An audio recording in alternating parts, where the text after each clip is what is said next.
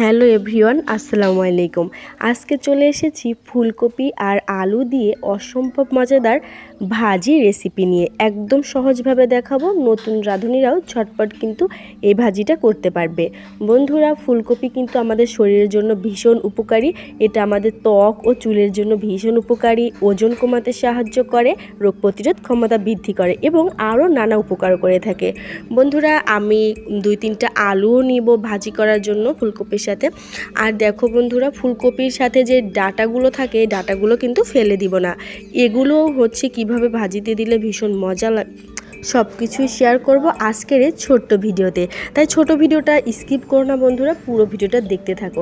আর সবার কাছে ছোট্ট একটা রিকোয়েস্ট থাকবে, আমার চ্যানেলে যারা নতুন তারা চ্যানেলটা সাবস্ক্রাইব করে দিও। তো বন্ধুরা, আমি দেখো একটুখানি পানি আর একটুখানি লবণ দিয়ে আধা ঘন্টার জন্য এই ফুলকপিগুলো ভিজিয়ে রাখবো। আমি যতবার ফুলকপির ভিডিও দেই ততবারই আমি তোমাদের এই টিপসটা কিন্তু বলে দেই যে ফুলকপির মধ্যে সাদা যে পোকা থাকে সেটা কিন্তু চোখে দেখা যায় না। আধা ঘন্টা লবণ দিয়ে ভিজিয়ে রাখলে সেই পোকাগুলো কিন্তু বের হয়ে যায়। আর এদিকে বন্ধুরা, আমি পরিমাণ মতো পেঁয়াজ কুচি করে নিয়েছি আর নিয়েছি মরিচ কুচি করে। ঝালটা তোমাদের পছন্দ অনুসারে দিবে। তো আধা ঘন্টা পরে ফুলকপিগুলো ভালো করে আবার আমি ধুয়ে নিব। তার সাথে দেখো আমি ওই ডাঁটাগুলো পরিষ্কার করে ধুয়ে কুচি কুচি করে কেটে নিয়েছি। আর এখানে 3 থেকে 4টা ছোটো সাইজের আলু আমি কুচি করে নিয়েছি, কারণ ফুলকপির মধ্যে আলু দিলে ভীষণ মজা লাগে বন্ধুরা। অনেকেই কিন্তু এই ফুলকপির ডাঁটাগুলো ফেলে দেয়, কিন্তু এই ডাঁটাগুলো কিন্তু ভীষণ মজা লাগে। একটু ভালো করে পরিষ্কার করে ধুয়ে কুচি কুচি করে কেটে নিলেই হয়ে যায়। তো বন্ধুরা, চলো চুলায় চলে যাচ্ছি। চুলায়, মাটির চুলায় রান্না করব, আর এদিকে বাহিরেই রান্না করছি, অন্ধকার হয়ে যাচ্ছে। যাই হোক, আমি চুলাতে পরিমাণ মতো তেল দিয়ে দিচ্ছি।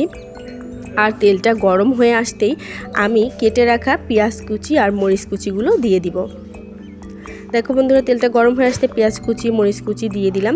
ভালো করে নেড়ে চেড়ে নিচ্ছি। আমি বাহিরে রান্না করছি, উঠানে মাটির চুলায়, গ্রামে আছি তাই সন্ধ্যা লেগে গেছে, একটু অন্ধকার লাগছে হয়তো। বন্ধুরা, এবার পেঁয়াজটা বাদামি হয়ে আসলেই আমি একটুখানি আস্ত জিরা দিব, তাহলে এই ভাজিটার টেস্ট বহুগুণে কিন্তু বেড়ে যায়। যে কোনো ভাজিতে একটু আস্ত জিরে দিলে অনেক বেশি মজা লাগে, অবশ্যই এটা দিবে। তারপরে ভালো করে জিরে দিয়ে নাড়াচাড়া করে নিয়ে তারপরে ঢেলে দিয়ে ভালো করে নেড়ে চেড়ে নিব কপি, আলু, তারপরে হচ্ছে কেটে রাখা ডাঁটা। এরপর যে পরিমাণ মতো লবণ দিয়ে দিলাম, একটুখানি হলুদের গুঁড়ো দিলাম, দিয়ে ভালো করে নেড়ে চেড়ে নিব। এই ভাজিটা কিন্তু একদমই সহজ বন্ধুরা, নতুন রাঁধুনিরাও কিন্তু সেম প্রসেসে সহজেই কিন্তু রান্না করতে পারবে। ভালো করে নেড়ে চেড়ে নিতে হবে। অনেকেই পানি দিয়ে সিদ্ধ করে তারপরে ভাজি করে, ওরকম করলে কিন্তু বেশি একটা মজা লাগে না। বাট এভাবে যদি ভাজি করো তাহলে অনেক মজা লাগে। তবে একটু ঢেকে দিয়ে 2 থেকে 3 মিনিট জাল করে আবার ঢাকনা তুলে আবার নেড়েচেড়ে দিতে হবে। এভাবে কিন্তু ভেজে নিতে হবে।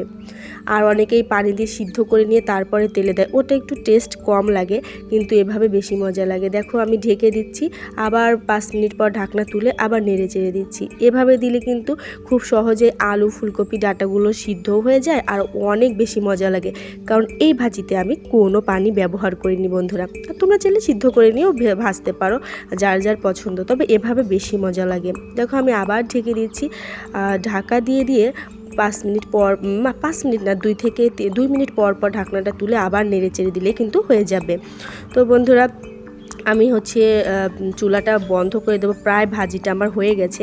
আবার 2-3 মিনিট আমি ভালো করে নাড়াচাড়া করে জাল করে নিব। তো ফিরে আসলাম 2 থেকে 3 মিনিট পরে। দেখো বন্ধুরা, ভাজিটা কিন্তু হয়ে গেছে। গরম গরম ধোঁয়া উঠছে, আর গরম ভাতের সাথে কিন্তু এই ভাজিটা জাস্ট অসাধারণ লাগে। ফুলকপির মধ্যে অবশ্যই 2 থেকে 3টা আলু দেওয়ার চেষ্টা করবে, তাহলে আরও বেশি মজা লাগে। এটা একদম ফাটাফাটি কম্বিনেশন হয়, ফুলকপি আর আলু। তো আশা করি আজকের ভিডিওটি তোমাদের কাছে অনেক ভালো লেগেছে। ছোট্ট ভিডিওর মধ্যে সব কিছুই শেয়ার করেছি। ভালো লাগলে লাইক করবে আর কমেন্টে তোমাদের সুন্দর মন্তব্য জানাতে ভুলবে না। আর বন্ধু বান্ধব আত্মীয় স্বজনদের কাছে শেয়ার করে দিও এই ছোট্ট ভিডিওটা, তারা উপকৃত হবে। চ্যানেলে নতুন হয়ে থাকলে চ্যানেলটা সাবস্ক্রাইব করে দিও, বেল বাটন অন করে দিও।